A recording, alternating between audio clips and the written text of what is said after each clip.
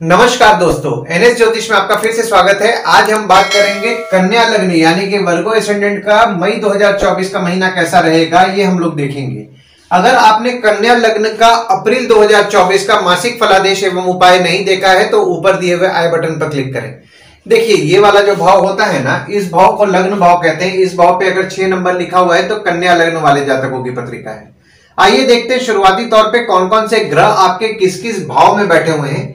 तो केतु आपके लग्न पे बैठे हुए हैं, चंद्रमा आपके चौथे भाव में बैठे हुए हैं, शनि आपके छठवें भाव में बैठे हुए हैं, राहु मंगल और बुध आपके 7वें भाव में बैठे हुए हैं, सूर्य शुक्र आपके 8वें भाव में बैठे हुए हैं, गुरु आपके 9वें भाव में बैठे हुए हैं।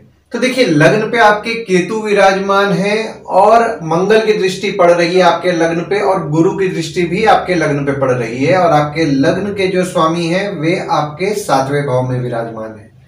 देखिए, केतु आपके लग्न पे विराजमान है तो यहाँ पे देखिए आपको ऑकल्ट चीजों में रुचि बढ़ाएंगे। और मंगल की क्योंकि दृष्टि देखिए आपके लग्न पे पड़ रही है 22 अप्रैल से, तो 22 अप्रैल से आपको क्रोध ज्यादा आएगा, तो यहाँ पे आपको अपने क्रोध पे नियंत्रण रखना है। और गुरु की दृष्टि भी देखिए आपके लग्न पे पड़ रही है। देखिए, गुरु की दृष्टि आपके लग्न पे पड़ रही है तो आपको नॉलेज तो निश्चित तौर पर गुरुदेव दिलाने वाले हैं, और गुरु की दृष्टि आपकी लग्न पे 1 मई से ही पड़ना शुरू हुई है, यानी कि इस महीने से ही पड़ रही है। तो यहाँ पे आपको ज्ञान की प्राप्ति गुरुदेव कराने वाले हैं 1 मई 2024 से लेकर के 14 मई 2025 तक।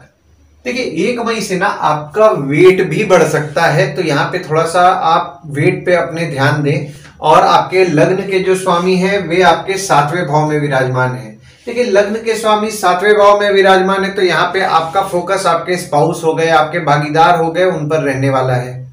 और जब आपके लग्न के स्वामी आपके अष्टम भाव में विराजमान होंगे 10 मई से, तो 10 मई से 30 मई तक आपके ससुराल वालों को लेकर के आपका फोकस रहेगा।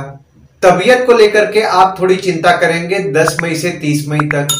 और जब आपके लग्न के स्वामी आपके 9वें भाव में 31 मई को विराजमान होंगे तो यहाँ पे देखिए आप लक को मानेंगे और लक पर विश्वास भी करेंगे, और आपका भाग्य भी आपका अच्छा साथ देने वाला है 31 मई से।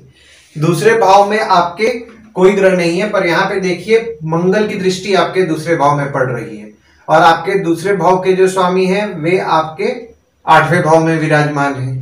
देखिए, दूसरा भाव जो होता है ना, वो होता है आपके वाणी कुटुंब कोष का होता है। तो देखिए, मंगल की दृष्टि दूसरे भाव में पड़ रही है, तो देखिए यहाँ पे आप अपने वाणी पे कंट्रोल रखें, क्योंकि यहाँ पे देखिए हो सकता है कि आप कुछ ऐसा बोल दें जिसके कारण कुछ विवाद हो जाए, क्योंकि मंगल की दृष्टि आपके दूसरे भाव में पड़ रही है। तो यहाँ पे देखिए आपके वाणी को थोड़ा बहुत कटु बनाएंगे, और आपके परिवार के सदस्य होते हैं उनसे भी आपके विवाद के योग बन रहे हैं 22 अप्रैल से पूरे मई के महीने में। और आपके दूसरे भाव के स्वामी आपके अष्टम भाव में विराजमान हैं 23 अप्रैल से 18 मई तक। तो 23 अप्रैल से 18 मई तक देखिए यहाँ पे आपके थोड़ी बहुत धन हानि हो सकती है, परिवार की सदस्यों की तबीयत बिगड़ सकती है। और जब आपके दूसरे भाव के स्वामी आपके 9वें भाव में 19 मई से विराजमान होंगे तो यहाँ पे आपके भाग्य से आपके धन की वृद्धि होगी। परिवार वाले आपके लिए लकी रहने वाले हैं 19 मई से। तीसरे भाव में आपके शनि की दृष्टि पड़ रही है और गुरु की दृष्टि पड़ रही है। हालांकि देखिए, गुरु की दृष्टि पड़ने लगी 1 मई से। और तीसरा भाव जो होता है वो होता है आपके स्वयं के पराक्रम धैर्य का होता है, छोटे भाई बहन पड़ोसी डेली के प्रवास का होता है। तो यहाँ पे देखिए, शनि की दृष्टि आपके तीसरे भाव में पड़ रही थी 17 जनवरी 2023 से। तो 17 जनवरी 2023 से आपके छोटे भाई बहन हो गए, पड़ोसी हो गए, उनसे आपके मन मुटाव होने की संभावना बनी हुई थी। आपके पराक्रम में आप कमी महसूस कर रहे थे 17 जनवरी 2023 से। हालांकि बीच बीच में देखिए आप में हिम्मत आती थी, पर अगर मैं ओवरऑल बात करूं तो देखिए 17 जनवरी 2023 से आपके पराक्रम में आप कमी महसूस कर रहे थे। पर यहाँ पे देखिए 1 मई से गुरु की दृष्टि पड़ने लगी आपके तीसरे भाव में, तो यहाँ पे आपके पराक्रम को बढ़ाएंगे। आपके डेली का प्रवास जो होता है वो कुछ बढ़ेगा। आपके छोटे भाई बहन और पड़ोसी के साथ जो आपका मन मुटाव हो रहा था उसमें आपको सुधार देखने के लिए 1 मई से मिलेगा। चौथे भाव में आपके चंद्रमा विराजमान है, और आपके चौथे भाव के जो स्वामी हैं आपके 9वें भाव में विराजमान है। देखिए चौथा भाव जो होता है ना वो होता है आपके घर, माता, वाहन, सुख का होता है। तो देखिए चौथे भाव में आपके चंद्रमा 1, 2, 28, 29 तारीख को विराजमान है और चंद्रमा आपके 11वें भाव के स्वामी है, जो कि आपके चौथे भाव में विराजमान हो रहे हैं। तो जो भी लोग घर वाहन से संबंधित काम करते हैं ना, जैसे ट्रांसपोर्ट चला रहे हैं, रियल एस्टेट चला रहे हैं, या फिर आपका नई पुरानी गाड़ी, car detailing, car accessories, property dealing, property को ब्रोकरेज लगाना या फिर प्रॉपर्टी खरीदवाना बेचवाने का काम कर रहे हैं, उनके अच्छे लाभ के योग बनेंगे। देखिए यहाँ पे आपके चंद्रमा जब विराजमान होंगे ना 1, 2, 28, 29 तारीख को, तो आपके अच्छे लाभ के योग बन रहे हैं। और आपके चौथे भाव के स्वामी आपके नवम भाव में 1 मई से विराजमान है। तो जो भी लोग घर वाहन लेने का सोच रहे हैं, उनका नसीब उनका अच्छा साथ देने वाला है 1 मई से। 5वें भाव में आपके कोई ग्रह नहीं है, पर यहाँ पे देखिए गुरु की दृष्टि पड़ रही है आपके 5वें भाव में, और आपके 5वें भाव के स्वामी आपके 6वें भाव में विराजमान है। देखिए 5वां भाव जो होता है ना वो होता है आपके संतति, प्रेम, पढ़ाई, साधना का होता है। तो यहाँ पे देखिए जो भी स्टूडेंट्स थे उनके पढ़ाई में उनको दिक्कतों का सामना करना पड़ रहा था 17 जनवरी 2023 से। पढ़ाई में मन नहीं लग रहा था, जो भी आप पढ़ाई करने का प्रयास कर रहे थे पढ़ाई में कुछ ना कुछ आपके बाधाएं आ रही थी, पढ़ाई छूट जा रहा था। तो यहाँ पे देखिए जब गुरु की दृष्टि आपके पंचम भाव में 1 मई से पड़ेगी तो आपके पढ़ाई को लेकर के आपको सुधार देखने मिलेगा। और वहीं आपके प्रेम संबंध में भी बहुत ज्यादा आपको डिप्लोमेटिकली हैंडल करना पड़ रहा था, क्योंकि अगर आप डिप्लोमेटिकली हैंडल नहीं करेंगे तो छोटी छोटी बातों पे वे आपके बात को नेगेटिव वे में ले रहे थे। तो यहाँ पे देखिए उस चीज में भी आपको सुधार देखने मिलेगा। आपके बच्चों को आपको बहुत डिप्लोमेटिकली हैंडल करना पड़ रहा होगा 17 जनवरी 2023 से, वरना अगर आप कुछ समझाने जाएंगे तो यहाँ पे क्या होता था कि वो आपके बात को कुछ नेगेटिव वे में ले लेते थे और आपको अपनी चीजें शेयर करने से हिचकिचा रहे थे। तो ये जो समय है ना, आपको देखिए यहाँ पे थोड़ा सा समझदारी से निकालना है। और यहाँ पे देखिए आप 17 जनवरी 2023 से अपने शत्रु और विकारों को लेकर के चिंतन कर रहे होंगे। कुछ ना कुछ नया सीखने का अगर आप प्रयास कर रहे होंगे तो उसमें आपको बाधाओं का सामना करना पड़ रहा होगा, और हो सकता है आपके पेट में दर्द की समस्या भी आपको हो रही होगी। 6वें भाव में आपके शनि विराजमान है और शनि अपने राशि में ही बैठ करके विपरीत राजयोग का निर्माण कर रहे हैं 17 जनवरी 2023 से, जो कि 29 मार्च 2025 तक आपके विपरीत राजयोग का शनि द्वारा निर्माण हो रहा है। देखिए 6वां भाव जो होता है वो होता है आपके रोग, ऋण, शत्रु, मामा मौसी का होता है।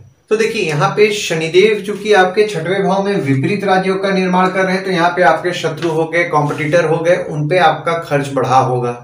हालांकि देखिए यहाँ पे जो आपका खर्च बढ़ेगा उससे आपको लाभ ही होने वाला है, क्योंकि यहाँ पे आपका खर्च तो होगा पर खर्च हो करके आप अपने शत्रु या कॉम्पिटिटर का नाश करेंगे और उस पर विजय पाएंगे। 7वें भाव में आपके राहु विराजमान है और मंगल विराजमान है और बुध विराजमान है, और आपके 7वें भाव के स्वामी आपके नवम भाव में विराजमान है।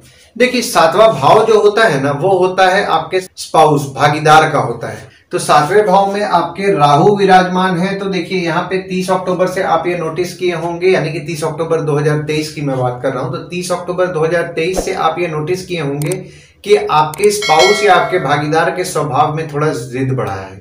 और मंगल भी 22 अप्रैल से आपके 7वें भाव में विराजमान हो जा रहे हैं। तो यहाँ पे देखिए मंगल 22 अप्रैल से जो विराजमान हो रहे हैं पूरे मई के महीना आपके 7वें भाव में रहने वाले हैं। तो यहाँ पे आपको देखिए यहाँ पे आपको क्रोध आएगा, आपके स्पाउस को भी क्रोध ज्यादा आने वाला है। तो यहाँ पे आपके स्पाउस या भागीदार के साथ विवाद आपके होने की संभावनाएं बन रही हैं। तो यहाँ पे आपको बहुत समझदारी से हैंडल करना है, कोशिश कीजिए विवाद से बचें। हालांकि देखिए जो बुध विराजमान है आपके लग्न के ही स्वामी है, जो कि आपके 7वें भाव में विराजमान है। तो यहाँ पे आपका आपके स्पाउस या फिर आपके भागीदार हो गए, उनके प्रति आपका फोकस रहने वाला है। और आपके 7वें भाव के स्वामी भी आपके नवम भाव में विराजमान हो रहे हैं 1 मई से। तो यहाँ पे देखिए गुरु द्वारा बहुत ही शुभ योग का निर्माण हो रहा है आपके पत्रिका में। देखिए यहाँ पे 1 मई से आप अपने स्पाउस के साथ कोई धार्मिक यात्रा पे जा सकते हैं। आपके स्पाउस हो गए या फिर आपके भागीदार हो गए, वे आपके लिए लकी रहेंगे। और अगर आपको कोई सलाह लेने की जरूरत पड़े तो यहाँ पे देखिए आपकी स्पाउस की सलाह आपके लिए बहुत ज्यादा लाभदायी रहने वाली है। अष्टम भाव में आपके सूर्य विराजमान है और शुक्र विराजमान है, और यहाँ पे देखिए बुध भी आपके 10 मई से 30 मई तक आपके अष्टम भाव में विराजमान है। और शनि की दृष्टि, हालांकि शनि की नीच की दृष्टि आपके अष्टम भाव में पड़ रही है। देखिए अष्टम भाव जो होता है ना वो होता है आपके आयु, जीवन, मृत्यु, अचानक धन लाभ, ससुराल का होता है। तो देखिए यहाँ पे शनि की दृष्टि आपके अष्टम भाव में पड़ रही है, तो आपके आयु के लिए तो अच्छा है। पर यहाँ पे देखिए आपके ससुराल वाले होते हैं, उनसे आपके मनमुटाव होने की संभावनाएं 17 जनवरी 2023 से बनी हुई है। और जो सूर्य विराजमान हो रहे हैं आपके अष्टम भाव में, सूर्य द्वारा आपके पत्रिका में विपरीत राजयोग का निर्माण हो रहा है। तो यहाँ पे 12 अप्रैल को जब सूर्य आपके अष्टम भाव में विराजमान हुए तो 12 अप्रैल से 13 मई तक आप खर्च कम करेंगे। जो लोग विदेश जाने का प्रयास कर रहे हैं उनके काम में उनको अड़चनों का सामना करना पड़ेगा 12 अप्रैल से 13 मई तक। और यहाँ पे देखिए 12 अप्रैल से 13 मई तक आपके आंखों को लेकर के कुछ समस्याएं उत्पन्न हो सकती हैं। और जो शुक्र विराजमान हो रहे हैं आपके नवम भाव के स्वामी आपके अष्टम भाव में विराजमान हो रहे हैं 23 अप्रैल से 18 मई तक। तो 23 अप्रैल से 18 मई तक देखिए यहाँ पे आपका नसीब आपका कम साथ देने वाला है। जैसा लक फैक्टर को आपका साथ देना चाहिए वैसा आपका साथ नहीं देगा।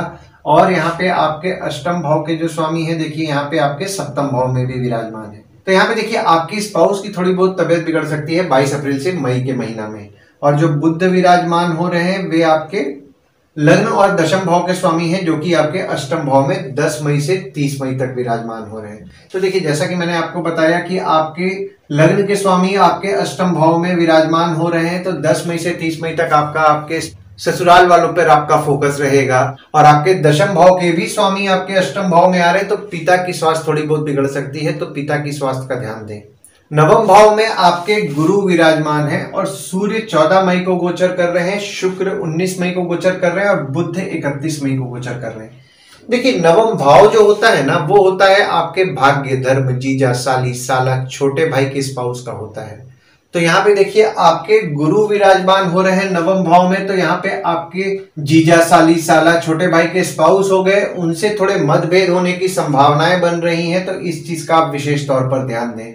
और जो सूर्य विराजमान हो रहे हैं आपके 12वें भाव के स्वामी हैं, जो कि आपके नवम भाव में 14 मई से विराजमान हो रहे हैं। तो यहाँ पर आपके धर्म के लिए खर्चा होगा, हो सकता है आप कोई धार्मिक यात्रा प्लान करें जिसपे आपका खर्च हो। किताबों को लेकर के आपका खर्च बढ़ेगा 14 मई से। और जो शुक्र विराजमान हो रहे हैं यहाँ पे देखिए अपने राशि में ही विराजमान हो रहे हैं 19 मई से। तो देखिए ये जो समय आपका 19 मई से आ रहा है ना, ये बहुत ही शुभ योग का निर्माण कर रहे हैं, यानी कि आप बहुत ही ज्यादा भाग्यशाली रहेंगे 19 मई से। और देवों की आप पर कृपा भी रहेगी, आप स्पिरिचुअल रहेंगे। और अगर आप 19 मई से अगर आप पूजा करेंगे ना, तो पूजा आपके लिए बहुत ज्यादा लाभदायक रहने वाली है। बुध जो विराजमान हो रहे हैं आपके लग्न के स्वामी और आपके दशम भाव के स्वामी हैं, जो कि आपके नवम भाव में 31 मई से विराजमान हो रहे हैं। तो जैसा कि मैंने आपको बताया 31 मई से आप भाग्यशाली रहेंगे। और आपके दशम भाव के भी स्वामी हैं, जो कि आपके नवम भाव में 31 मई से विराजमान हो रहे हैं।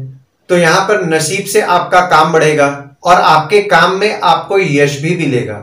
जो भी लोग यहाँ पूजा पाठ से संबंधित काम कर रहे हैं ना, उनके अच्छे लाभ के योग बन रहे हैं 31 मई से, यानी कि उनका काम बहुत अच्छा चलने वाला है। दशम भाव में आपके कोई ग्रह नहीं है, पर यहाँ पे देखिए मंगल की दृष्टि 22 अप्रैल से पड़ने लगी। देखिए दशम भाव जो होता है वो होता है आपके बॉस, पिता, काम, ऑफिस का होता है। तो यहाँ पे देखिए मंगल की दृष्टि आपके दशम भाव में पड़ने लगी, तो यहाँ पे आपके बॉस हो गए, पिता हो गए, उनके स्वभाव में थोड़ा एग्रेसिवनेस आएगा, उनको क्रोध ज्यादा आएगा, तो यहाँ पे आपको उनसे विवाद से बचना है। ऑफिस का माहौल थोड़ा गर्म रहेगा, तो ये समय को आपको बहुत समझदारी से निकालना है। और आपके दशम भाव के स्वामी, जैसा कि मैंने आपको बताया, आपके सप्तम भाव में विराजमान हो रहे हैं 9 अप्रैल से 9 मई तक। तो यहाँ पे देखिए जो लोग भी भागीदारी में काम कर रहे हैं ना, उनको काम में उनके भागीदार द्वारा अच्छा सपोर्ट मिलने वाला है। और आपकी स्पाउस भी आपके काम में मदद करेंगी 9 अप्रैल से 9 मई तक। और जब आपके दशम भाव के स्वामी आपके अष्टम भाव में 10 मई से 30 मई तक विराजमान होंगे, तो यहाँ पे देखिए 10 मई से 30 मई तक का जो समय रहेगा ना, यहाँ पे आपके काम में कुछ ना कुछ आपको बाधाओं का सामना करना पड़ेगा। आपकी पिता की स्वास्थ्य थोड़ी बहुत बिगड़ सकती है 10 मई से 30 मई के बीच में। और जैसा कि मैंने आपको बताया आपके दशम भाव के स्वामी आपके नवम भाव में 31 मई से विराजमान होंगे, तो यहाँ जो भी आप काम करेंगे देखिए वो आपके लिए फायदेमंद होने वाला है, यानी कि आपका नसीब आपका अच्छा साथ देने वाला है आपके काम में। पिता और बॉस आपके लिए लकी रहेंगे। और जो लोग भी देवताओं से संबंधित काम कर रहे हैं उनके भी लाभ के योग बन रहे हैं 31 मई से। 11वें भाव में आपके कोई ग्रह नहीं है, ना ही किसी ग्रह की दृष्टि पड़ रही है, और आपके 11वें भाव के स्वामी आपके चतुर्थ भाव में विराजमान है। तो देखिए 11वां भाव जो होता है वो होता है आपके आय, यानी कि इनकम, दोस्त, पहचान के लोग, कम्युनिकेशन, बड़े भाई बहन का होता है। तो यहाँ पे 11वें भाव के स्वामी आपके चौथे भाव में विराजमान हो रहे हैं 1, 2, 28, 29 तारीख को। तो जैसा कि मैंने आपको बताया, जो लोग भी घर वाहन से संबंधित काम करते हैं, ट्रांसपोर्ट से रिलेटेड काम कर रहे हैं, उनके लाभ के योग बन रहे हैं। और जब आपके चंद्रमा 11वें भाव में 16 और 17 तारीख को विराजमान होंगे तो यहाँ पर बहुत ही शुभ योग का निर्माण होगा। देखिए, यहाँ पे आपके दोस्त हो गए, पहचान के लोग हो गए, बड़े भाई बहन हो गए, उनके द्वारा अगर आप काम करने का प्रयास कर रहे हैं तो 16 और 17 तारीख को अगर आप प्रयास करेंगे तो आपका काम निश्चित तौर पर होगा। 16 और 17 तारीख जो है, इस डेट को आपके कम्युनिकेशन से भी आपको अच्छा लाभ होगा और इस दिन आप कुछ ना कुछ नया सीखेंगे भी। 12वें भाव में आपके कोई ग्रह नहीं है, पर यहाँ पे देखिए शनि की दृष्टि आपके 12वें भाव में पड़ रही है और आपके 12वें भाव के स्वामी आपके अष्टम भाव में बैठ करके विपरीत राजयोग का निर्माण कर रहे हैं। तो विपरीत राजयोग का जो निर्माण हो रहा है वो आपके पत्रिका में 12 अप्रैल से 13 मई तक हो रहा है। देखिए, 12वां भाव जो होता है वो होता है आपके खर्च, जेल, फॉरेन, हॉस्पिटल, मोक्ष का होता है। तो यहाँ पे देखिए 12वें भाव में शनि की दृष्टि पड़ रही है, तो यहाँ पे जो भी लोग विदेश जाने का प्रयास कर रहे हैं, विदेश संबंधित काम कर रहे हैं, उनके काम में उनको थोड़ा बहुत अड़चनों का सामना करना पड़ रहा होगा। और आप 17 जनवरी 2023 से खर्च कम करने का प्रयास भी कर रहे होंगे। और यहाँ पे देखिए आपके 12वें भाव के स्वामी आपके अष्टम भाव में 12 अप्रैल से लेकर के 13 मई तक विराजमान हो रहे हैं। तो यहाँ पे देखिए आप खर्च तो निश्चित तौर पर कम करने वाले हैं और जो लोग विदेश जाने का प्रयास कर रहे हैं उनके काम में उनके बाधाओं का भी सामना करना पड़ेगा। और जैसा कि मैंने आपको बताया, जब आपके 12वें भाव के स्वामी आपके नवम भाव में 14 मई को विराजमान होंगे तो यहाँ पे देखिए आपके धार्मिक कार्यों को लेकर के आपका खर्च हो सकता है। आइए गुड डेट्स और बैड डेट्स के बारे में जान लेते हैं। तो गुड डेट्स वो डेट्स हो जाते हैं जिस दिन अगर आप कोई नया काम शुरू करना चाह रहे हैं, कोई कंपनी में आपके एग्रीमेंट हो रहा है, कोई कंपनी में आपके ज्वाइनिंग हो रहा है, या फिर अगर आप कहीं बाहर जाने का भी प्लान कर रहे हैं तो इस डेट्स को आप कंसीडर कर सकते हैं। तो डेट्स हो जाते हैं 3 तारीख, 4 तारीख, 11 तारीख, 12 तारीख, 16 तारीख, 17 तारीख, 30 तारीख और 31 तारीख।